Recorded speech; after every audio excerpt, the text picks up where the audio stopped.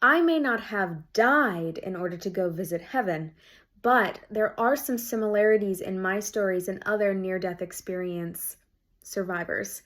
Hi, my name's Dakota Lee. I have a gift to see in the spirit. I'm also a professional animal communicator, and God's been letting me visit heaven since I was 12 years old. I remember when I was probably like 16, I finally asked God, I said, God, I've been to so many rooms now in heaven, but I didn't really understand how all of them fit together. And so I remember one day God said, Dakota, I'm going to bring you through all these places, but we're going to go slow and I'm going to show you how they connect together.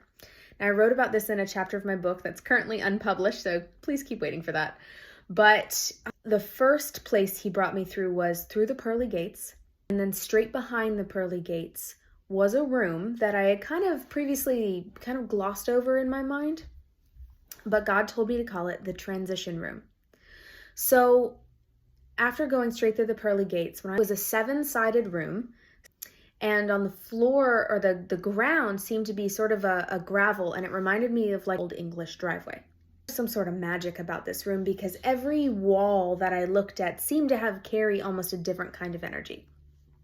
So with the pearly gates behind me and me standing in the center of the transition room, God told me that this is the place where, I'll pull a term from science fiction. It's almost like the decontamination chamber.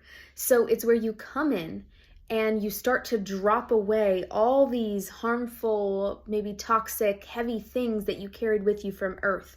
And this is your transition into heaven.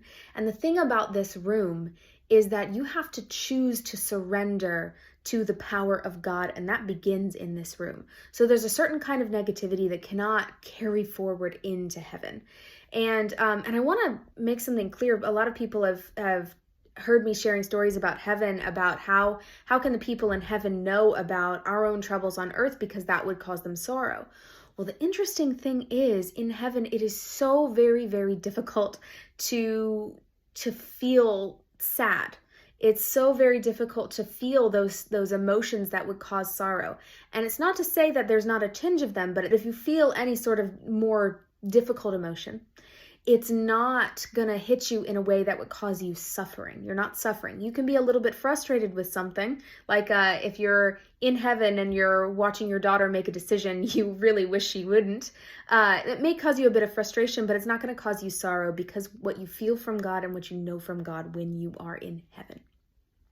So this transition room is when you start to surrender to God's energy. And this is also why a lot of people would not choose to come to heaven, is because they wouldn't be able to let go and let God when it comes time to pass away and give God control. And a lot of people are not prepared for that.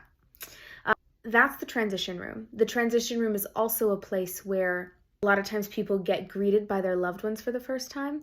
Now, interestingly enough, it's not always the place where people get greeted by a loved one, and sometimes that loved one is Jesus. A lot of times it can be a pet. Yes, you can talk to your pets in heaven. That veil is lifted. And it's often someone that you really, that's been waiting for you. You really loved. One, maybe two guides. It's not usually an entire family in that first whole moment because there's so much to get used to, for your spirit to get used to. Now, straight forward through the side of the room that is directly across from the pearly gates, there is a gateway, and it leads to, I'll say in a general sense, it leads to this beautiful garden. Now, I've heard other near-death experience survivors talk about what seems to be this exact same place, which is this field of golden grass. Sometimes I've been in it and it's been knee-high, maybe a little shorter, maybe up to my thighs. It's grass, it does grow. There are trees, kind of far spread apart trees in this field, fruit trees. And then running through the center of this field, but you kind of have to walk a little further into it to see it, is the river of life. And I will talk about the river of life in another video.